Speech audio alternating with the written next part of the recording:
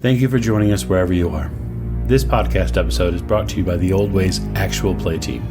This actual play uses the 7th edition Call of Cthulhu tabletop role-playing game rules by Chaosium. This actual play is performed by adults and in an adult setting.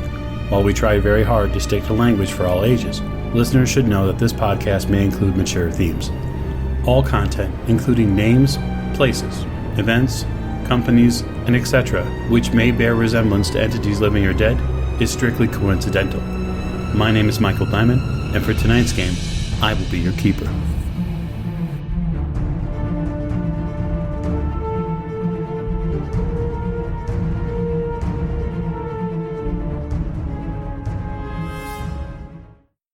Previously on the Old Ways podcast. Sense that Blackwell's been a bit disturbed by his time following this cult of the bloody tongue. Within the rest of the text, as your initial read goes through that day, you become a bit more disturbed.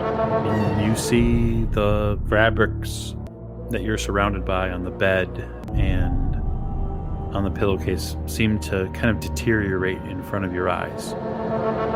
You realize that Blackwell's not just making an analogy about the way the West looks at religion, but he's making an analogy about the way the West looks at life in general, when the basic and most important part of humanity is this quest for knowledge. And it's this truth that you're going to have to find.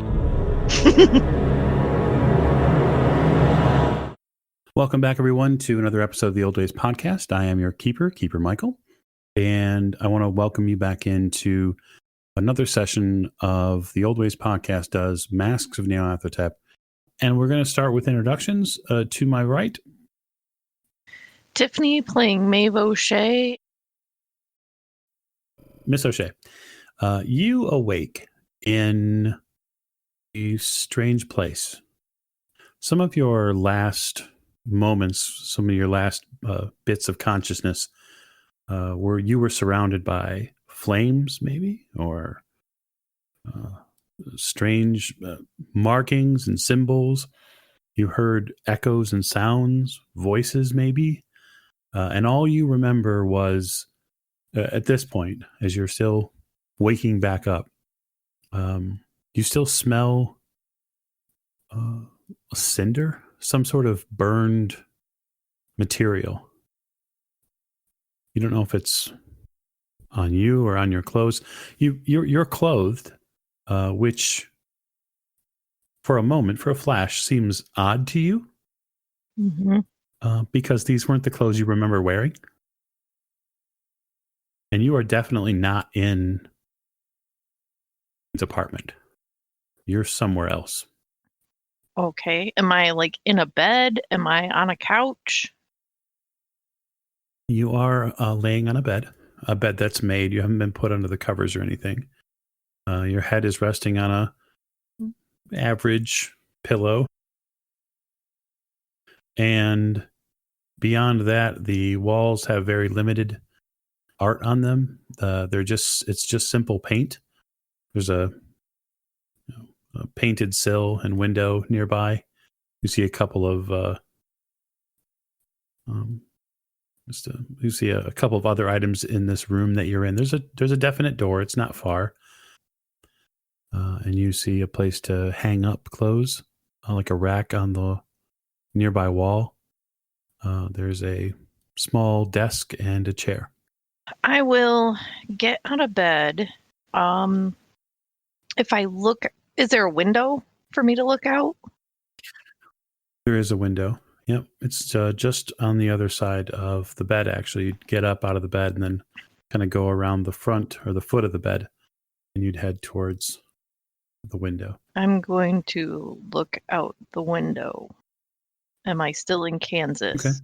Just kidding. New York. No, you are not. The buildings here are far, far shorter. To your left, you see something fairly noticeable. You see a college quad. In fact, you know that quad. That's the quad at Miskatonic University. Okay. And you see the Miskatonic River in the distance, 2 or 3 streets down, and the docks that run along the Miskatonic River. Okay. I'm going to take a moment to gather myself. Maybe leave the room and look for a place to get like a drink of water or something so I can think about this. Well, there's a wash basin. There's a pitcher of water in the room. There's a glass. If you're thirsty, there's stuff right in the room. You wouldn't have to leave. Okay. So you take your glass of water and kind of sit on the side of the bed, and you hear the springs kind of give a bit underneath you. Doesn't seem like this is the most up to date. It's a far cry from Miss Lane's apartment, but that said, it's much quieter. The walls are far less busy. And as you take that first drink of water, you have an overwhelming sense that the last few moments before you fell asleep, you don't remember. Okay. So something's not right. You remember reading that book, Africa's Dark Sex. You remember going into it and plumbing through all of the journals of the time spent around the cult of the Bloody Tongue and observing them and scouting them. And after that, your mind wanders. You can't find a specific place. Do I even still have that book? Well, your satchel of things is not but 2 or 3 feet away. I guess I'll look. It's in there. The books are in there. All your traveling books that you would normally take with you are there. Okay. Yeah, it seems to be all with you. Strange. I guess I'll see where everybody else is. If they're outside this room, like, I don't know if this is like our other place where we had a common area, or if I'm going to walk out into a hallway. Sure. You kind of gather yourself a little bit. Are you taking any of your things, or are you leaving them in here? No, I'm going to take my satchel in case I need something, or to store something, or stash. Ooh, is the mask still in it? Nothing with your satchel has been removed or changed. Okay. If the mask is still in it, I think I'm going to hide that under the bed. Okay. You take out the mask with the adorned mummified human tongue and kind of find a spot for it under the bed. Because I don't think that's something I want to be just toting around. I don't blame you. It is, every time you touch this thing, it's a little unnerving. Just because after some direct looks from the doctor at the time, you could tell that the look on his face when you found it in the Juju house, that he was fairly certain that was absolutely a human tongue, which means it came out of somebody. So you find a spot to kind of tuck it away there, and then you open the door, which opens to a hallway. And looking left and right, it's pretty simple to ascertain that you're in a place where there are many rooms.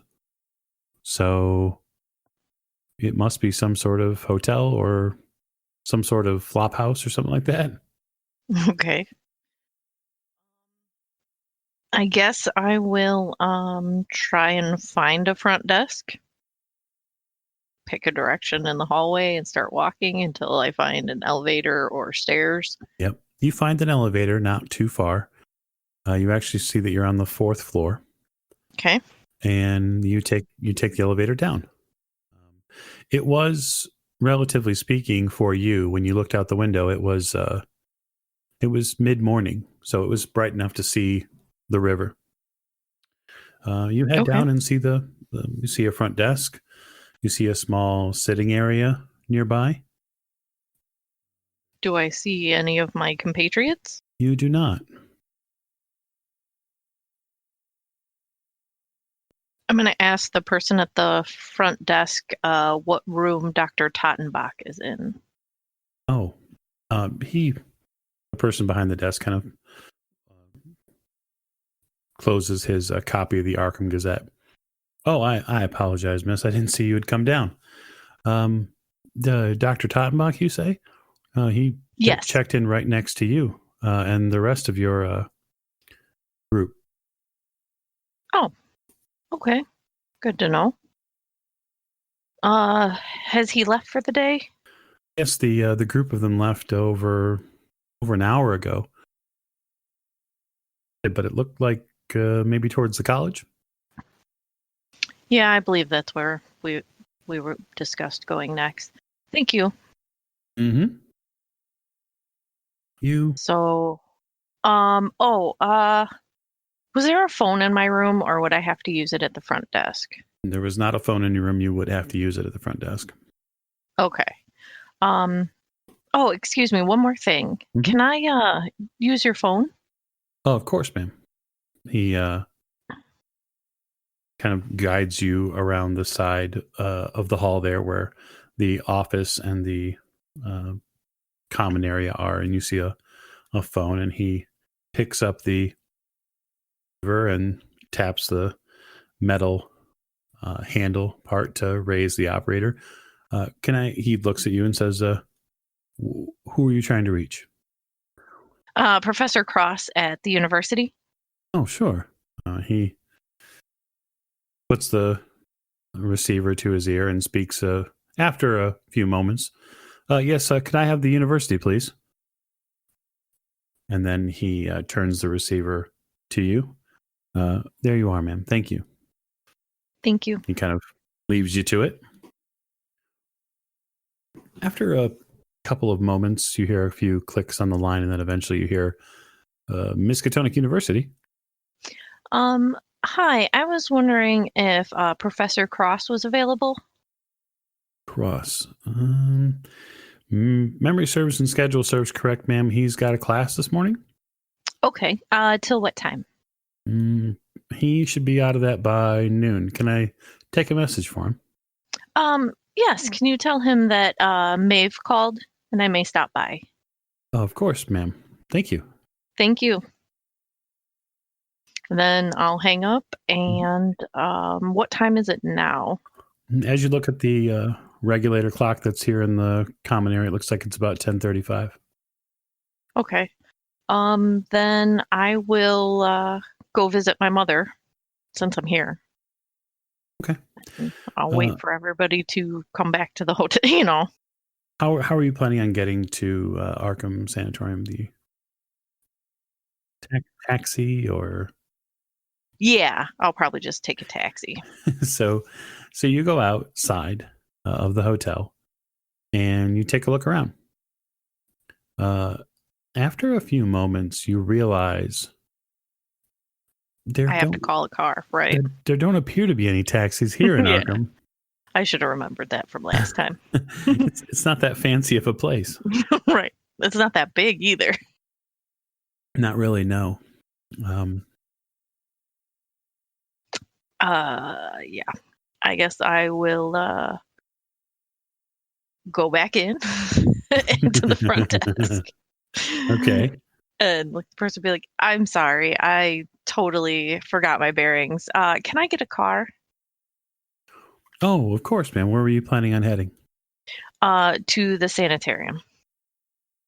I see. He tries very hard not to do a double take when you mentioned the sanitarium. Of course. I mean, everybody goes there, don't they? It's a common occurrence. Eventually. He consults a book for a moment and then goes and lifts the receiver and has a short conversation. I have a gentleman coming. It might be 10 or 15 minutes. Okay, thank you. Then I will sit in the sitting area and keep an eye out for the car. You do so. Time passes relatively quickly enough. You do have a few things to read if necessary in your book, although you begin to get a little hungry as you're sitting there. Just because you realize it's probably been a little bit of time since you've eaten. Probably. Oh.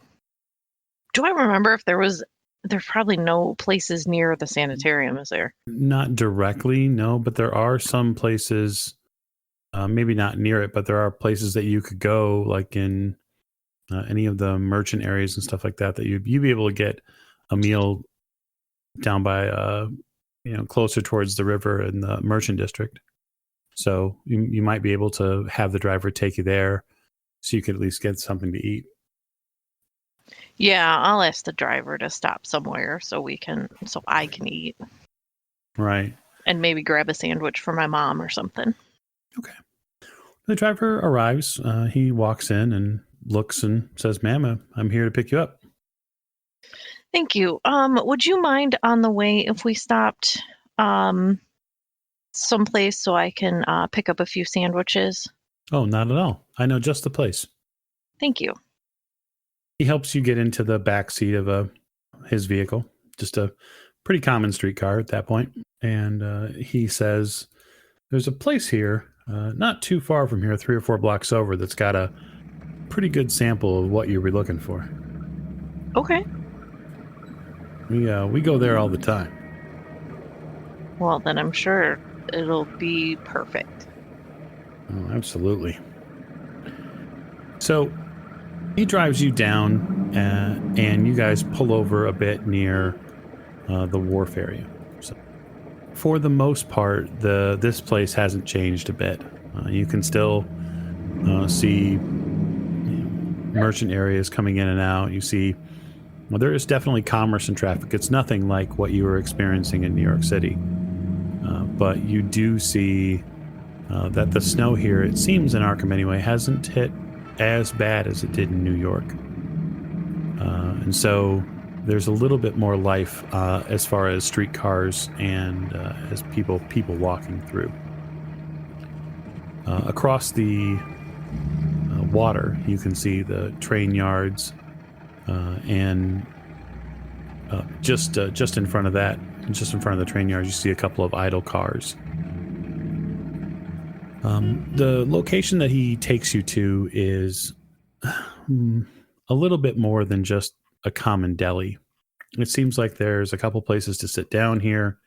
It also appears anyway that they already have some guests. It looks like the lunch hour here starts a little bit earlier than you were expecting. Okay. So you step into line.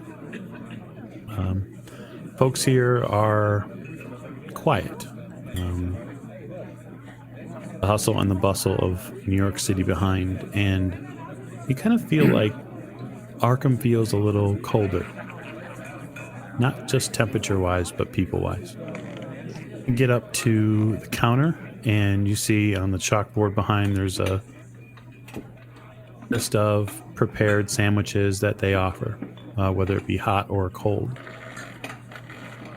I just want to order 2 cold sandwiches to go, whatever they have. Yeah, well, you pretty much have your choice of whether it be ham or turkey or pastrami, stuff like pretty staple deli meats. Yeah, we'll get 2 turkeys. Okay. So you're standing in line, and there's a couple people in front of you. You see a gentleman in the slicked back hair, kind of thinning at the temples. He's got a mustache and what looks like a somewhat heavy 5 o'clock shadow. He sticks out a little bit to you, if only because there's not a whole lot of people here, men that are wearing beards. It seems most of the guys that you've come into here or seen walking your way, most of them are fairly clean shaven. Mm-hmm. He seems to be eyeballing you. As he's paying for his sandwiches, he's a couple people ahead of you. He seems to give you a longer stare. I'm just gonna look at him oddly. He pays for his sandwiches, and then as he finishes up and walks off the line and kind of back out towards the door, he almost gives you... It almost feels like he's giving you a wide berth. Like he's trying to actively avoid you. Like physically. Okay. You grab your sandwiches and you exit Bell Cafe and head back to the car. Yep. I will get in and head on to the sanitarium. So he takes you across the river, back down past Independence Square, and you head towards kind of the, not outskirts of town, but on the edge of town. And you pull up in front of Arkham Sanitarium. The driver tells you that the ride is going to be a quarter, but that they're happy to put it on the hotel bill if that's what you prefer. Nope, that's fine. I will give him $1. Oh, wow. He smiles. Well, I appreciate that. Thank you, miss. Thank you. Okay.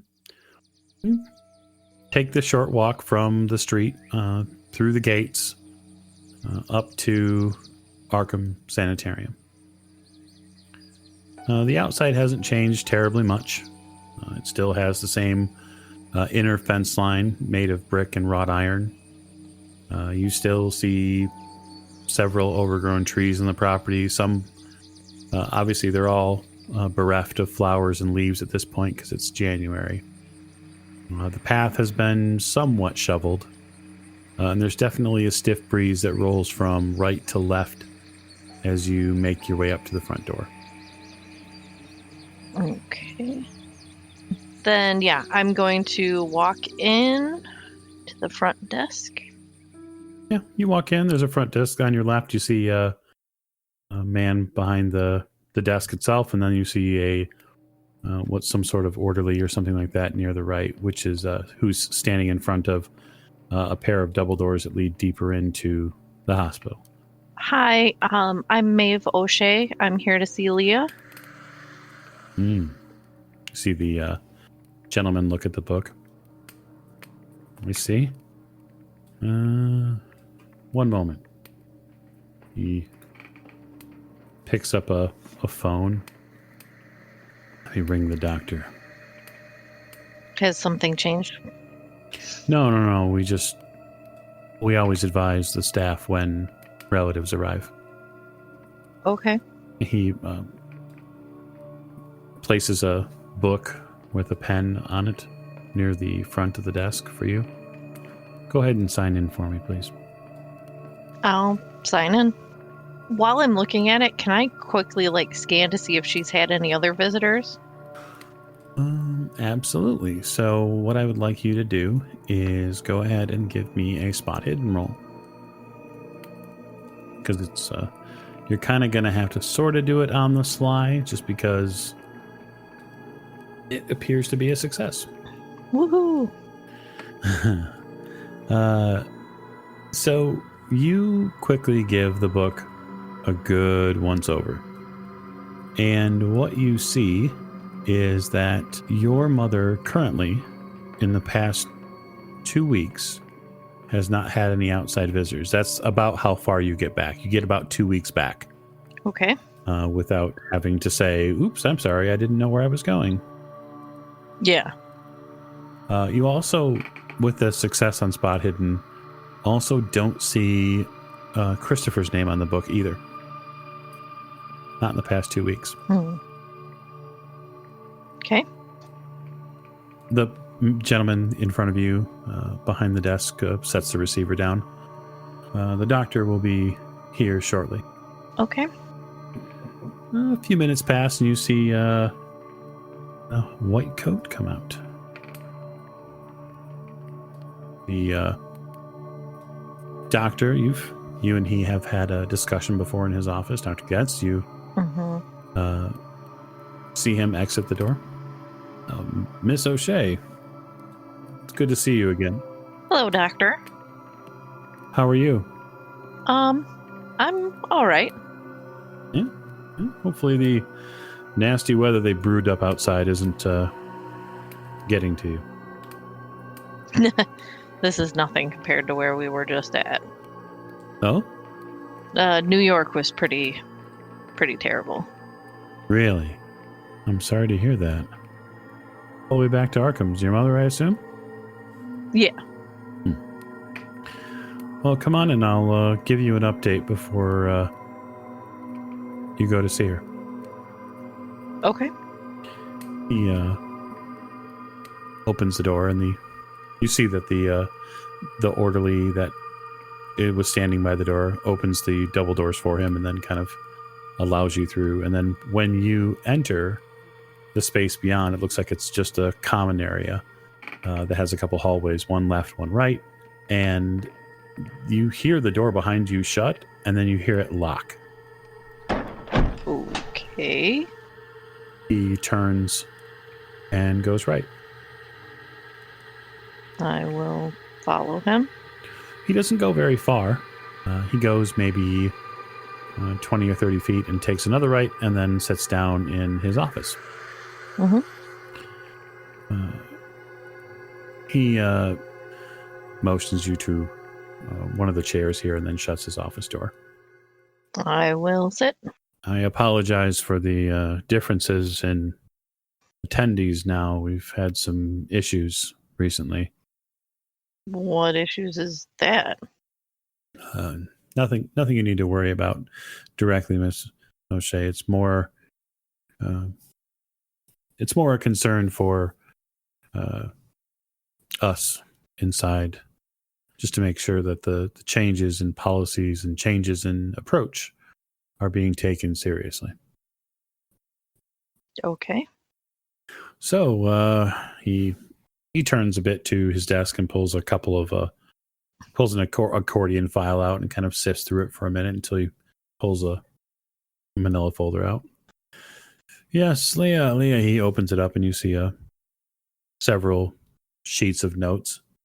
Seems she's doing rather well. When was the last time you were in? Well, that's good to hear. When was the last time you were in to see her? How long has it been? Like a month, right? Yeah, probably give or take about a month. Yeah. It's been about a month. We'd started a different treatment cycle for her recently. We're trying to get away from some of the trappings that other facilities use. We think they do more harm than good, unfortunately. Okay. Arkham developed a reputation early on, much like some of the other sanitariums in the nation, that they'd been too harsh on many of their patients. And so in the past few months, I've done my best to alleviate us of those issues. Namely, we've stopped using jacket restraints on our patients entirely. And we've gone to more medicinal regimens rather than some of the more, let's just say, barbaric techniques that are used in other places. Sounds promising. Well, there's questions in the community about whether shock treatment is really valid. And while many doctors feel it's still viable, I disagree. And so I've gone ahead and changed some of the things at Arkham forever. But she's shown a definite improvement. She's actually speaking. When was the last time Professor Cross came to visit? Cross, he's in and out, but he's not working directly with patients here anymore. I mean, in the sense that I understand that you'd had him coming in to check on her, and while we appreciate it, Professor Cross's his unique talents are better suited in other directions. Okay. So, if you'd like, you can pop up and see your mother if you'd like. Yes, very much so. I brought her a sandwich today. Oh, good. We do appreciate when loved ones stop in. It's always nice to have something specific. We have found that, well, quite frankly, we've found that those who are still in recovery they tend to latch on to physical objects. So it's something as small as a sandwich is good. He stands up and I figured she'd appreciate it. Yes, of course. He stands up and motions to the door itself. I will get up.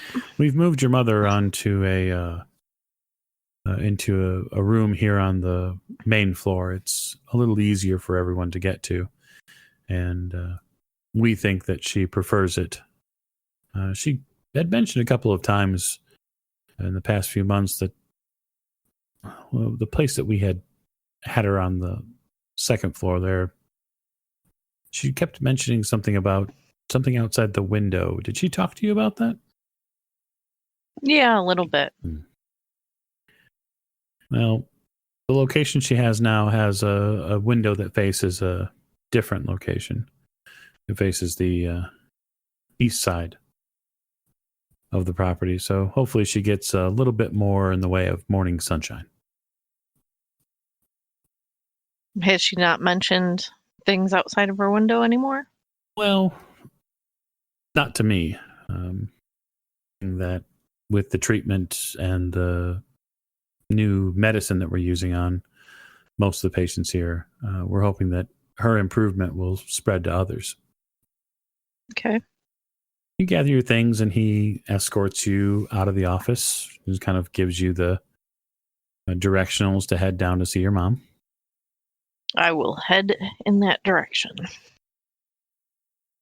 You head down and an orderly kind of makes eye contact with the doctor behind you, and then the orderly kind of gestures you down a separate hallway.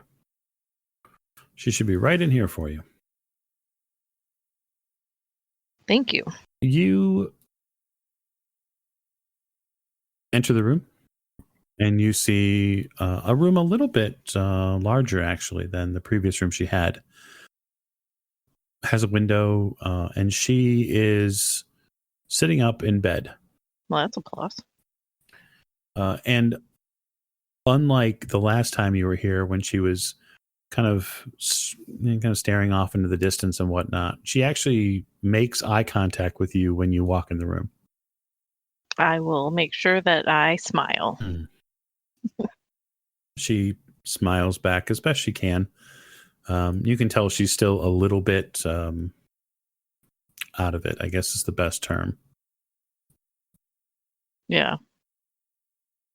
Hi, Mom. I brought you something to eat. Have you eaten today?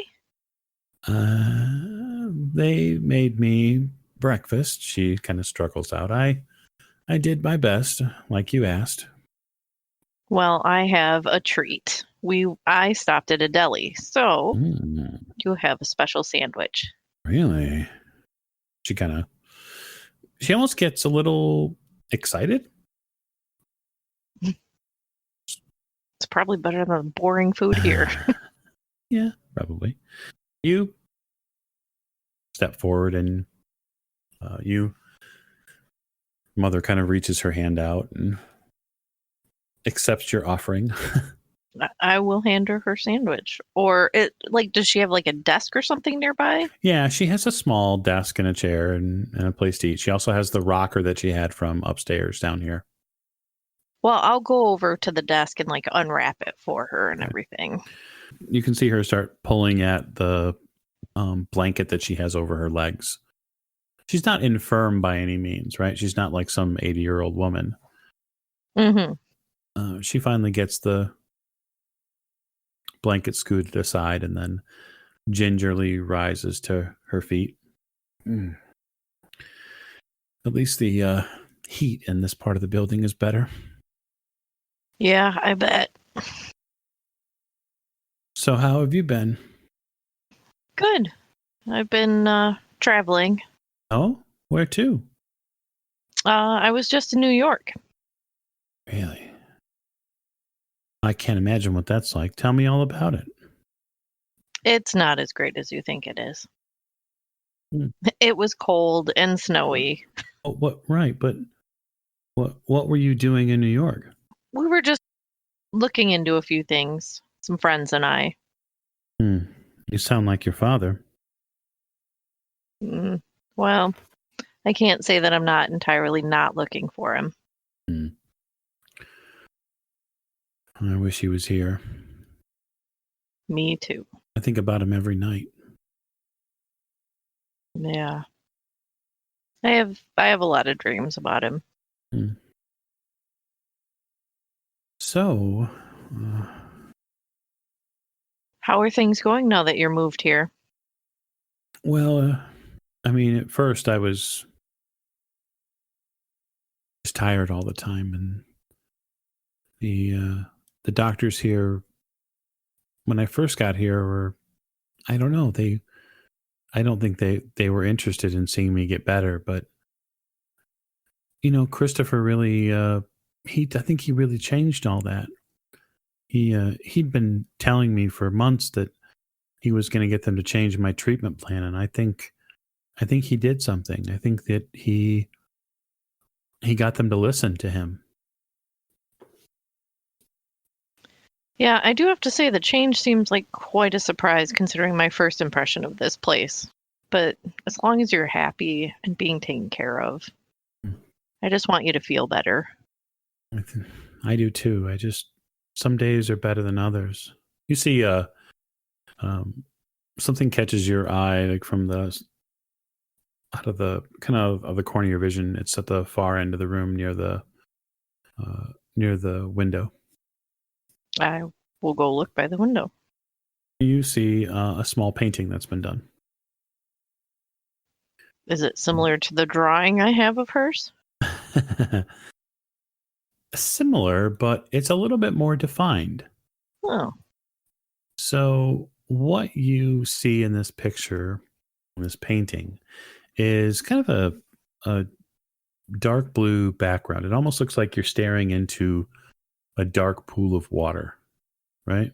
Mm-hmm. And then as you take a look a little bit deeper into the painting itself, you see that there's a form that's been made out of the waves in the water. And this form is this strange, tall, featureless, dark humanoid figure.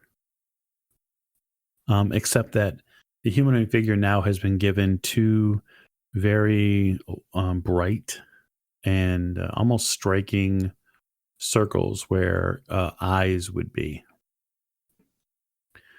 And the impression the painting gives off is supremely powerful. It's very striking. It's not very large, so it's on a small canvas, but it's definitely well done. Did you paint this, Mom? I've been working on it. It's my project. They need to have a project, something to build, and so they had all these crafts to choose from, and all these, I don't know, they were silly little things. And I remembered that when I was young, I liked to paint, and so I asked for paints, and I started painting again. Well, it's good for you to paint again. Who is this in this painting? Oh, well, I told you who he was the last time you were here. He's the man that comes and knocks on the window. Is he still coming to your window? Not every night, but Do you talk to him now? I do now. What does he have to say? He's not very talkative, but he's a very good listener. Oh. Well, it's good to have somebody that'll listen to you and to all your troubles. I hope one day you get to meet him. Sure. Maybe one day I'll see him. There's no malice in her voice. It's actual, right? It's not like, you're going to meet him. Yeah, no, she's talking like a friend, right? Yeah. She, you can tell even without any sort of psychology roll. Your two things are true. Your mother is still on the long road of recovery, right? And she seemingly is very earnestly hoping that you get to meet whoever this person is. Okay. She asks about all sorts of things. She asks how Chicago has been. Chicago is Chicago. Crazy stuff going on with some of the people I know. Yeah, like what? Well, I mean, there was some trouble at one of the nightclubs I was performing at, and it just got out of hand. Really? Yeah, but everything's okay. Oh, good. Nightclubs are a dangerous place for you. What was that? She says nightclubs are a dangerous place for you. Yes, they are. Anymore, they are. I don't know, but I don't know what else I'm going to do. Right now, I'm just busy. We went to New York to meet up with a friend that we had talked to when we were still in Chicago.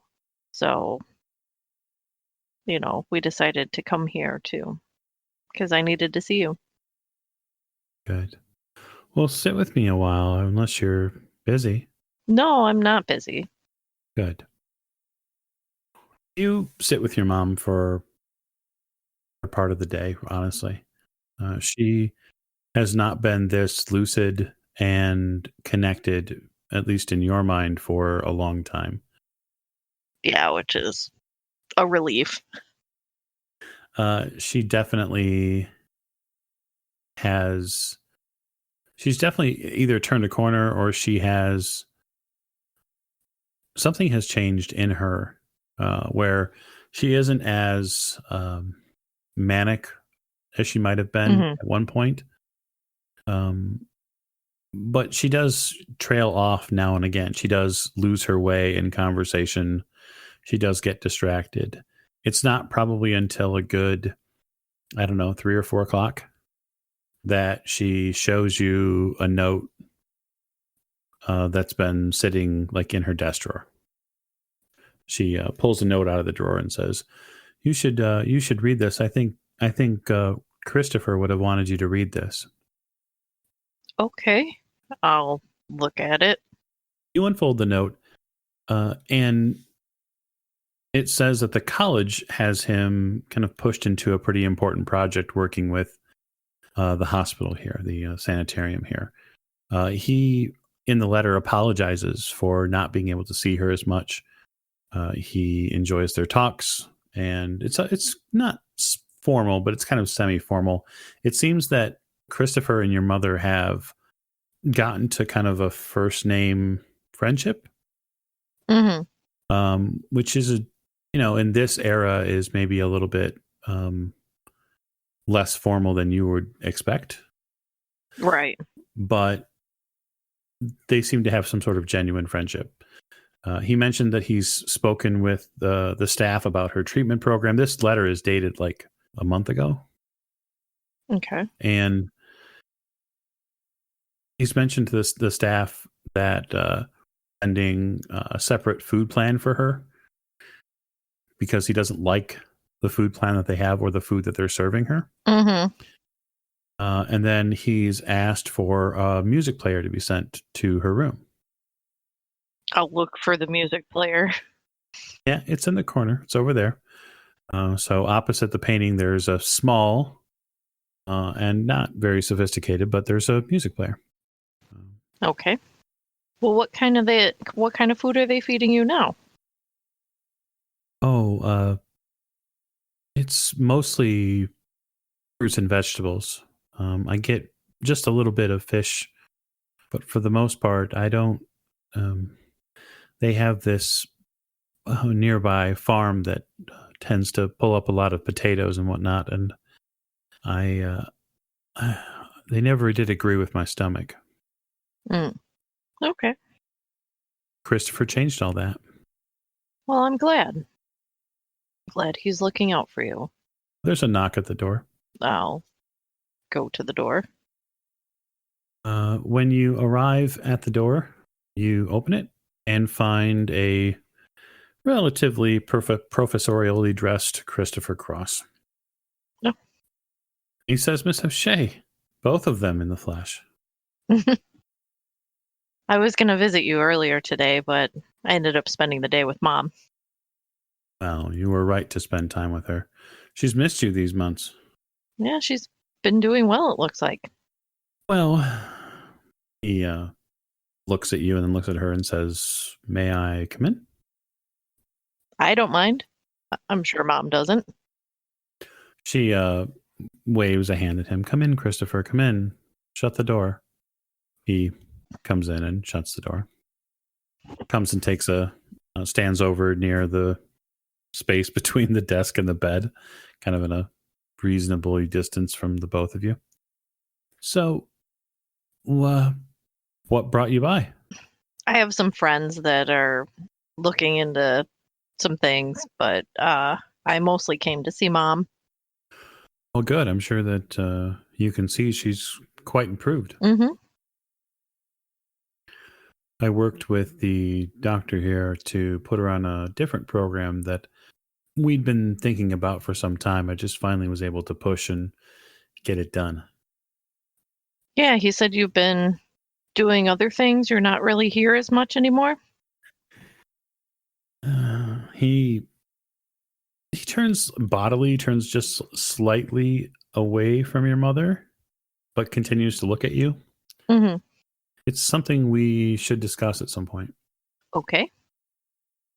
But yes, the university is very interested in using cases like your mother for developing treatment plans for other locations. We're trying to set a precedence that says it is not necessary to confine someone to a restraining jacket or to put them on some sort of aggressive treatment plan that could cause bodily harm. There are so many facilities that are doing that, and I'm striving to make sure that Arkham is not one of those places. Well, I trust you to take care of her. I'm working hard on your behalf. I hope you know that. I hope so. Well, it's about dinner time. I should probably get headed out. Yeah, you look out the window and it's gotten on past 4ish or so, and you can see that the it's already at this point getting dark. Yeah. Christopher, are you here to visit my mother, or do you want to go have dinner and we can discuss the things you're working on? Sure, absolutely. I would be happy to have dinner. There's I have a place not far from here. It's no trouble. Okay. Your mother says, she kind of gives you a smile and says, go and have a good time, and hopefully I'll see you before you leave. Oh, definitely. I love you, Mom. I love you too, honey. You guys exit Arkham and kind of make your way not too far from the sanitarium itself. You make your way towards kind of the 2 or 3 blocks away, and you see that there's he's got a reasonably furnished house, and nothing that's going to break the bank, obviously, but he kind of steps in and starts turning on lights. Okay. So, now that we're safely away, what's going on? With me? No, not with you. With the 4 people that you're normally around that were prowling around the university today. Oh, yeah. They were looking at some lecture that was... I don't have the pamphlet with me to find out when that lecture took place. I heard that they were looking for Dr. Cowles. Yeah. He's a heck of an Australian, that's for sure. Smart as a whip, but that's not why folks usually look for him, though. He was just on the flyer that we had that he gave some lecture at the university. Yeah, well, he gave it at NYU. I know the flyer you're talking about because we've seen him all over town. At least we saw them leading up to the event. He and his daughter's been quite the pair of visitors here to Arkham these past few months. What does he normally do? He's a professor. Okay, but you said people don't normally see him. Made it sound like there is another reason that people go see him. They do. It's his daughter. Oh. Ewa is... she's turned this place upside down. Yeah, she hasn't given anybody the time of day, though. I think she knows better. Not to mention the doctor's getting ready to leave for Australia here shortly. Okay. So they were tracking him down, what, because of a lecture he gave? Yes, because the person that we wanted to know if he remembered somebody that may have gone to his lecture. I spent the better part of the past couple of months working on something for the university. When did he give that lecture? Oh, it was I don't know, about a month ago or so. Okay. He gave it just before the new year. Okay. Over Schuler Hall at New York University.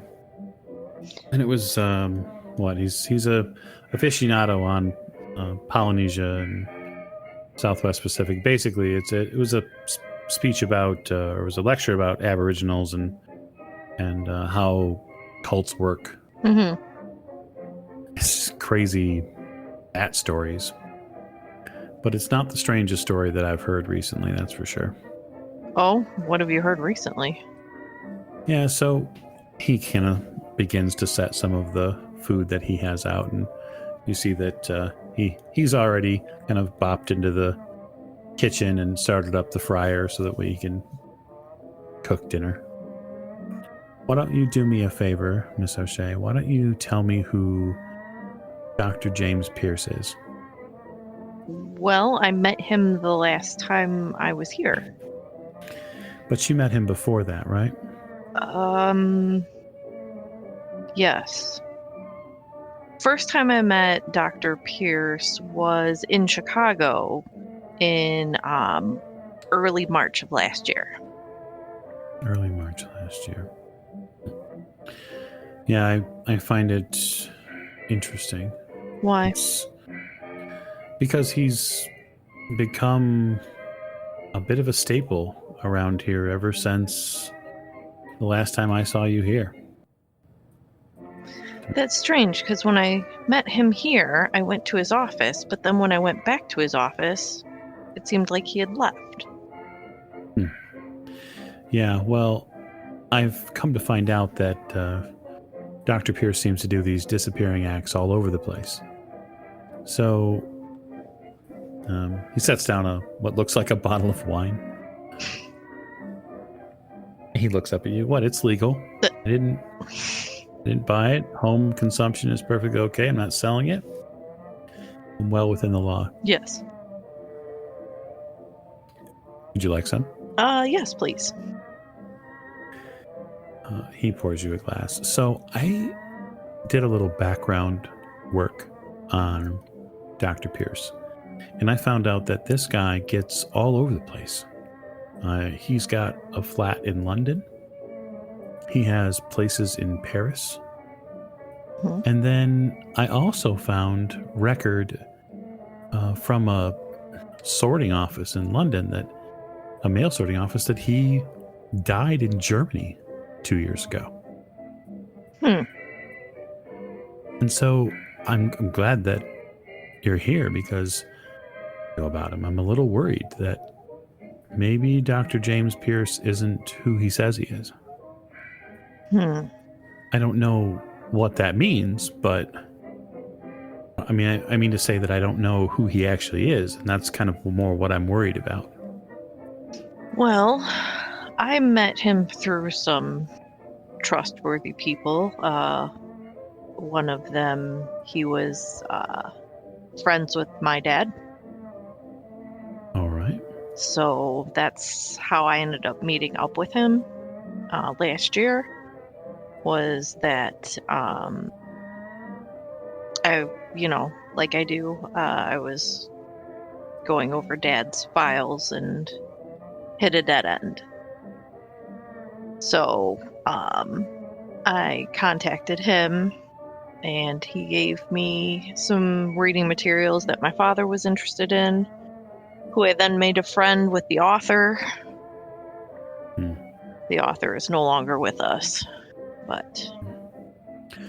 Yeah, in my digging, I managed to find out that this Dr. James Pierce at one point was in Providence. He was one point, this was years ago, but he at one point had some sort of fellowship at Brown, and then left for London for God knows why.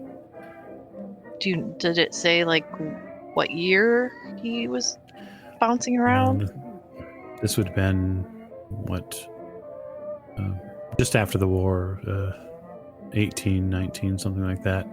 So just I don't know, just before 1920. Okay, Mike. So then, thinking about that, does that also line up with like when I think my father was in London? Yeah, it doesn't take you much of a mental jump to begin to kind of line dates up in your head. And it does seem like your father, and at least your father's probable leaving for London, and Dr. Pierce's supposedly being in London line up pretty much within, if not weeks, within days. Okay. And I only mention it because you said, that you talked to him before, and now that you're saying that he came to you by a trusted friend that knew your father.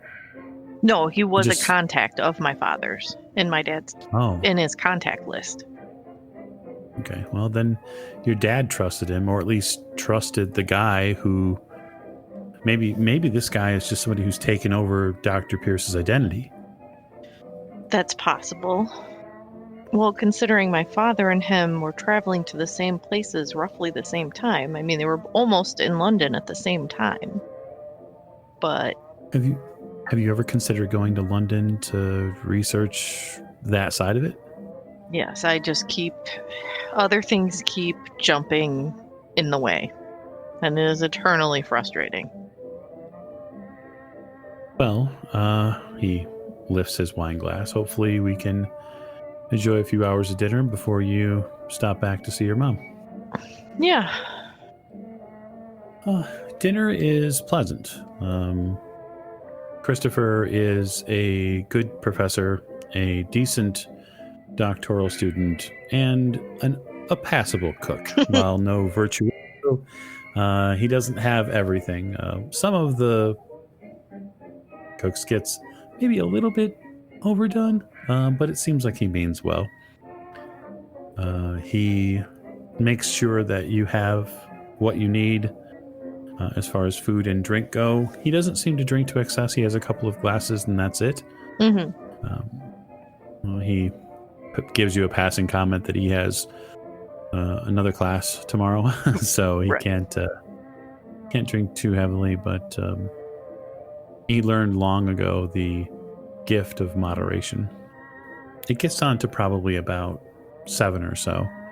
Okay. And he looks at the clock on the wall and says, if you're going to see your mother, you probably have about an hour or so before Arkham locks up for the evening. Yeah, I should go see her. She wants me to meet her friend, and I don't know if he's going to show up tonight. Well, I have heard many of these stories, but I have yet to see this friend. So if you do meet him, take copious notes if you would. I will. He helps you gather your things and offers to walk you back. Okay. You guys stroll up through.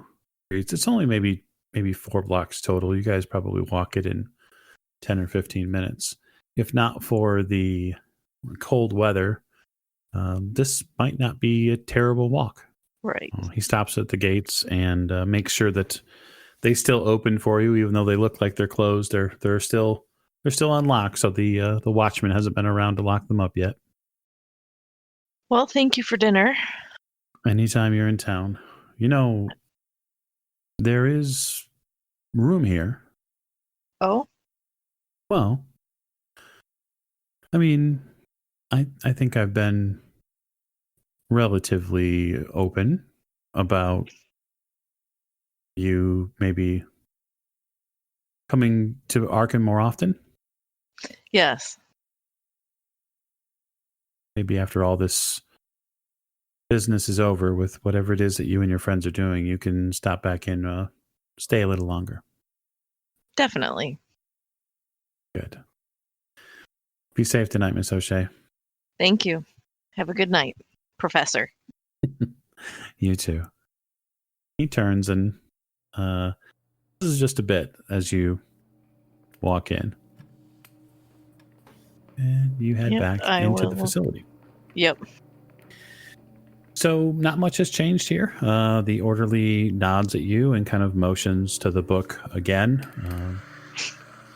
And then says, are you just going back in to see your mother? Yes. All right. You know the way? Yes. He nods, and I won't bother the doctor with any of this. It seems a little bit late. Thank you. You walk back in and take a right and then go down a long hallway and then take another. And then creep on back into your mom's room. She's finished her food at this point. Looks like they brought her a little bit something, maybe for dinner. Although she didn't seem to touch any of the bread that they include. They basically include bread with every meal. Right. And so she has not touched a bit of that. And she is in the rocking chair nearby, and she's staring out the window. Is your friend coming tonight? She kind of snaps to attention. Oh, I was just thinking about him, honey. Come here, sit with me on the bed. Maybe you'll get a chance to meet him. I will sit down. How come you're not eating your bread? I don't know. I don't like what they do to the bread here. It feels like glue. It feels like paste. Probably don't bake it long enough. Honestly, I think I could teach these folks here a thing or two about baking. I bet you could. You get near the bed with her, and you look out the window. You can see out the window. The glass is relatively thick. The bars on the windows are a little strange, strangely obscuring. But you see the edge of the stone wall that kind of walls off the sanitarium. And then just over and above that, you see a few overhanging trees in the, whatever dim lights that are left. And you begin to hear a lack of something. You were sitting next to your mother just for a few beats, and she's staring out the window, and you realize that she's not breathing. I'll look over at her. She's holding her breath. And you can tell she's holding her breath because she's kind of clenched down on her lips. I will study out the window more. Go ahead and give me a spot hidden roll. Okay. No, that is a big fat failure. 95 out of 68. Okay. You look out the window and kind of search and search and search and search. And at first, you can't really tell what she's looking at. And the landscape outside, since you were here last several hours ago, seems to have gotten quite a bit darker. It's now getting on to 7:15. And while you don't have a clock in the room, it's January and in the Northeast, and so it is definitely dark. Right. And it's at that point that all the lights go out in the room. I reach for my mother's hand. You reach for your mother's hand. She's in the rocking chair there, staring out the window with you. And she grabs a hold of your arm. And she whispers, "He's here." Do the lights always go out? I've never seen them go out like this. Where is he at? Can't you see him? He's right out the window. Literally pitch black outside at this point. Right. Does she have a window on her door? She does not have a window on her door. Okay. Do I see light coming in from underneath her door? Like tiny crack, you know what I'm talking about? I'm just wondering if it's just this room that is out of lights, or... You actually don't see any light immediately. You start hearing all sorts of things from the hallway, though. You hear shouts and screams and obvious concern. The lights have gone out in Arkham.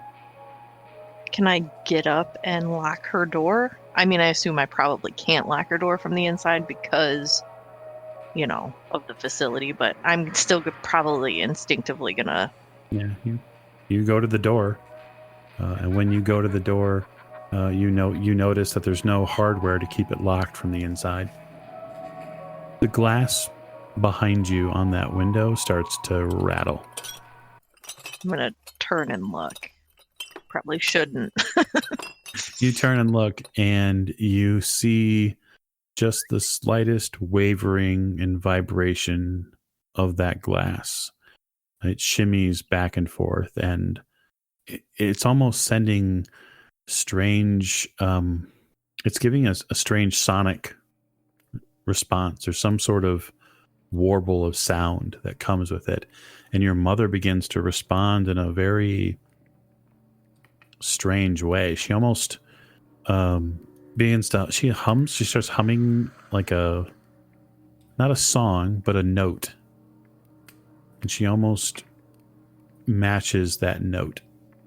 Mom, are you talking to him? Between gasps and kind of this breathless voice comes out of her and says, he's here, honey. Just open your ears and hear his voice. And it's when she says this, there's this additional echoing tone that comes out of her. And it raises the hair on your arms. And you feel little tiny pinpricks of goose pimples. I'm going to walk up to the window and put my hands on the window. Okay, you walk up and put your hands on the window. You can feel the glass just ever so slightly vibrating against your hand. And you begin to hear a slight tone in your left ear. It's not high-pitched, it's not low-pitched. It's right in the middle, and it kind of works its way around your ear and begins to rattle a bit inside your eardrum. And I still don't see anything outside? Nope. You're going to make me a power roll, though. That's what I want to succeed or fail at. Well, I mean, I can't give it away, but... No, you can't. There we go. Yeah, roll it. Oh, sweet. That is a hard success. You put your hand against the glass and you feel something inside of you take root. Like you feel your thighs and your legs kind of almost tense and lock in place. And whatever reverberations that this sound was making inside your eardrum, it evaporates. Okay, is it still vibrating though? Suddenly the room is silent. Okay. It's still dark though, right? It appears to be, at least in here. You haven't investigated outside this room. I'm gonna crack her door open just a little bit. Only dark outside in that hallway, at least it appears to be. Okay. You are welcome to move if you'd like to open her doorway and go through it. No, I'm gonna go check on my mom. Okay. Yeah, I mean, she's not far. She's right next to you. So she seems to be passed out in the rocking chair. Like sleeping? Yeah, she has gotten a fair bit of sweat on her brow. She seems almost exhausted. Okay. Can I shake her? Mom? Wake up. Mm-hmm. She kind of moves back and forth a little bit with her head and says, she just kind of moans a bit. She's out of it. And I'll open her door all the way and look either way up and down the hallway. Okay. So you open her door up and then you step out. Looking up and down the hallway, you see that there was some sort of lantern that was left on a chair nearby, but the rest of the hallway is super dark. There doesn't seem to be any sort of lighting in here directly. Then I will grab the lantern. Okay, you grab the lantern. Way back out, it's not very far. Mm-hmm. You would just have to take a right and head back towards the door that leads to the main hallway. Okay. Is that what you're going to do? Yeah. Okay. So you walk. You come to that door and you notice that that door is locked. Of course it is. Well, it is a sanitarium. Do I see anybody on the other side? Were they just solid double doors or did they have windows on them? Well, this door is a single door. Okay. And this door does not have a window on it. Okay. Just getting to the door, you can see that there's not a whole lot of give to it, but it's definitely strong enough where you could probably pound on it to get someone's attention. Okay. Well, with the lantern, I'm going to go back and check on my mother now that I can see her. Your mom has seemingly, by the time you get back in there, she's fallen asleep. She seems to be out of it completely. And she's in the rocking chair, right? Yeah, she's in the rocking chair. It's probably not the most comfortable place for her to sleep. You probably could get her into the bed. Yeah, I'm going to try and get her to maybe wake up a little bit to get out of bed. Or to get into bed. She does not wake. Okay, well then I guess I'm going to carry/drag her a little bit. Yeah, you're not the strongest person, but it doesn't take a whole lot. Your mom's not she's not as tall, nor does she have the additional size that you do. You must get that from your father. So you move her into the bed and she kind of reflexively curls up and kind of leans over on her side, and she's asleep in moments. Okay, I will make sure she's covered up, and then I will go to that door to try and get somebody to let me out. You head back out, and you are greeted in a nearby door by another patient. And this man's probably in his mid-40s. And he kind of stops when he sees you and gives you a wide and kind of jagged toothed smile and says, "The lights are out. No one's home. Who are you?" Just a visitor. I'm gonna keep walking. Keep walking. He kind of stays at the periphery of your vision, and at your light you see him kind of get closer. He gets a little closer, just so you can see him, but you kind of feel his presence behind you, rooting around somewhere in the darkness.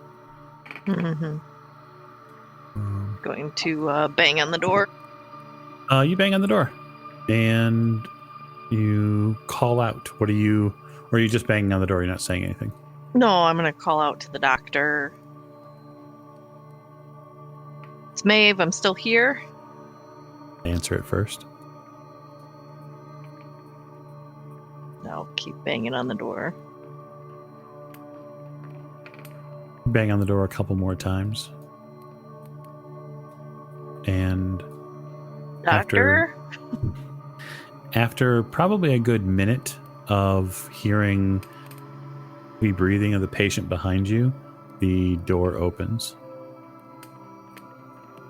Is it the doctor or the orderly? It's somebody in a lab coat, like in a staff coat. Okay. He says, "Oh, it's terrible. The whole place has lost power." Yeah, it seems pretty strange. How often does this happen? I'm gonna as I walk through the door so that the patient behind me doesn't try and sneak out. Yeah, the doctor actually kind of reflexively stays. Not doctor, but the worker here, the hospital worker, kind of reflexively moves to block the door when this patient tries to get out, and says, no, Jeremy, you head back to your room. We'll speak about this soon. And the patient just kind of hangs by the doorway and just reaches up and puts his fingers in his mouth. It's a little weird, but you manage to see the hospital worker here just close the door essentially in his face to keep him from getting out, which is what it appeared as if he was trying to do. Of course. Now, I'm sorry. I apologize for this, man. We'll get you directly out of here. Get walked back to the main doors. Are the phones still working? I'm not sure. You'll have to check at the main desk. Okay. You head out through the double doors here, and you see that the orderly here is on the phone, and he seems to be having some sort of issue with it. He's tapping away at the receiver, and then he kind of slams the receiver down. I can't get anybody on that thing. Excellent. I'm real sorry, ma'am. I don't know what happened. You guys didn't have any warning? Nothing weird happened before the lights went out? No, nothing that I mean, I heard somebody say something about some sort of screaming in the other room, but I can't remember if that was before or after. It was after. It was by my mother's room. It sounded like there was a lot of commotion going on. Well, I'm sure we'll get everything sorted out. We've got enough lanterns and flashlights to go around now. We'll get them passed out. Why don't you go ahead and take your leave of us, and we'll make sure your mother stays okay. Okay. All right then.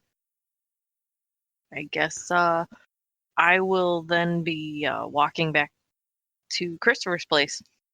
You take your leave, head back out onto the street. You see that there are a couple of streets here. Just as you look out beyond the gates, you see there are a couple of streets here that are dark. Oh, so it's almost like it's like a block or so that went out. It seems that way. Why don't you give me another spot hidden roll? Sounds like there's a skill I need to raise. Well, you did get a success on spot hidden, so we can check that box. You got that your first one. I already did, yeah. There you go. Did it? Oh, failed. 72 out of 68. Okay. Your spot hidden's not bad. 68's not that bad. So you, yeah, it just seems like it's a power outage. But it's hard to it's hard to forget the feeling of the glass and the sound in your ear and your own kind of bodily response to it. Whatever it wasn't a power outage.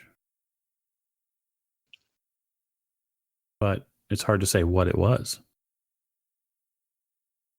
Strange things are afoot, but I am by myself.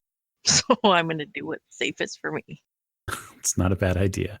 So you're walking back to Christopher's? Yeah. Okay. You get back there, you figure it's been, in total, it's probably been, I don't know what, between the two walks, it's probably been maybe 10, 15 minutes. Mm-hmm. You see that there's still a light on inside.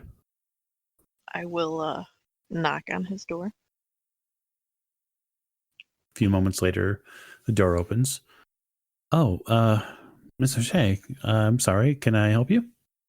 I'm sorry to bother you, but there's been a power outage at the sanitarium, and I had no way to call a car to get back to my hotel. Of course. Come in. I will go in. Shuts the door and just take a seat. What would you like me to call you a car? Yes, please. I'm sure that my compatriots are probably wondering where I'm at. He steps around into the kitchen and picks up his phone, and a minute or so later comes back in. Okay, they should be by shortly just to take you back to the hotel. Thank you.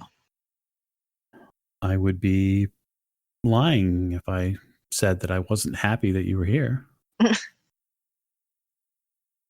I'm just glad you live so close. Yeah, no, I guess it works out, right? I get the opportunity to live close to a sanitarium, but the university pays for the house, so that helps. Yes. So, did you, other than the power going out, did anything? I don't know if you would necessarily believe me if I told you anything that happened. I'm sure it's just a simple power outage. Well, that in and of itself sounds like a story. My mother claimed he visited before the power went out. Okay. Was there any evidence of a person? Not that I saw. Okay. And then she said he was here, and then the lights went out and the windows rattled. It could have been a coincidence. It could have been, I don't know. But she's sleeping now. She seems to have passed out from all the commotion. Probably just a coincidence. It seems to me that maybe maybe for all we know, the sanitarium has been suffering from power outages. Yeah. So what I asked one of the workers, and he said no, but do you think they would tell me the truth? You're an outsider, and you've got a relative as a patient there. I'm sure they don't want to spook you. Mm-hmm. Listen, it's probably nothing. It's probably simply a matter of things cycling down and the power going out at night. It's not unheard of in this area.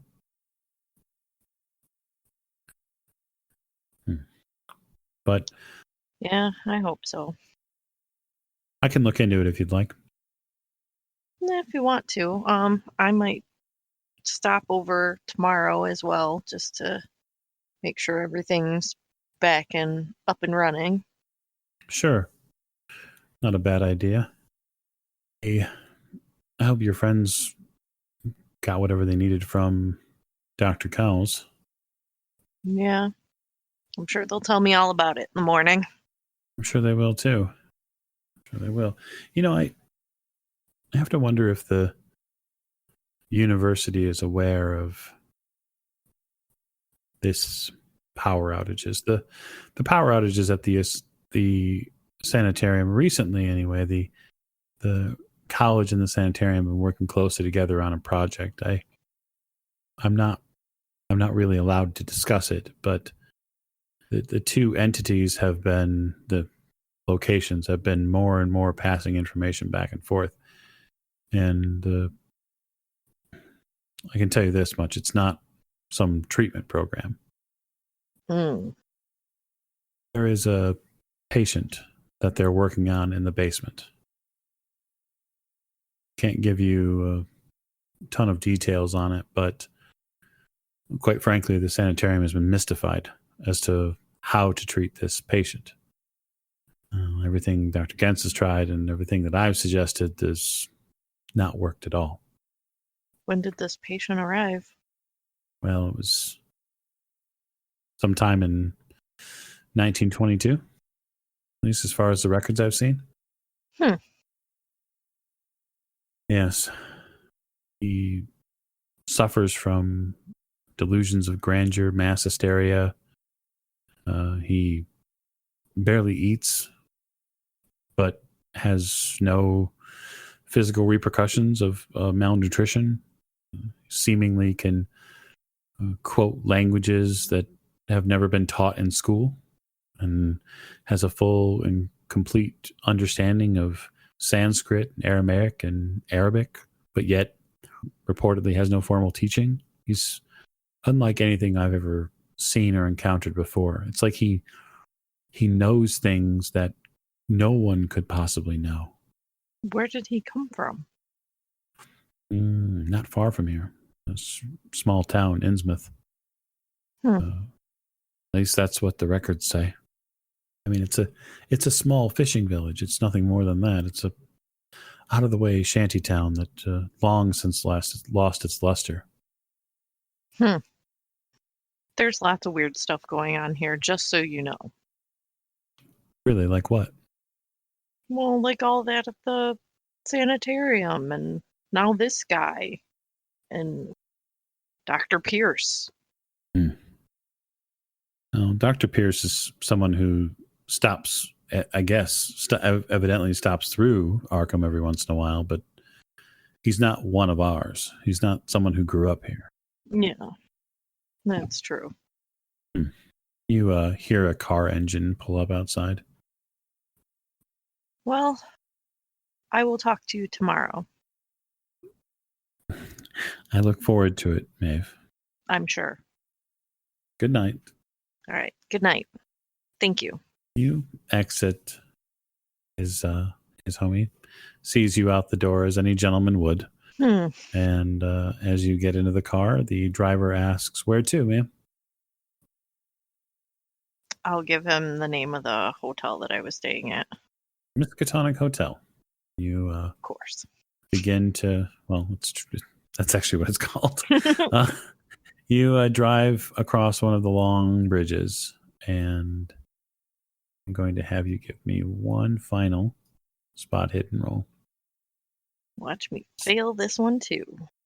So, hard success, 20 under 68. Mm-hmm. You're driving back across the bridge and heading towards your hotel, and out the back window, you begin to see a blanket of darkness on the house lights behind you.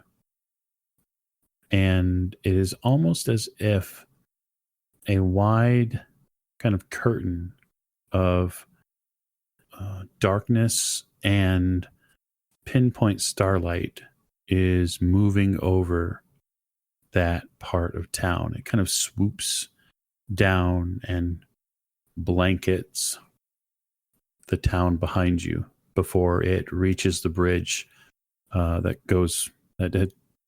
reaches the railroad tracks and then the bridge, and then this curtain swoops up and at an unbelievable speed, and then you begin to see lights again on that side of town.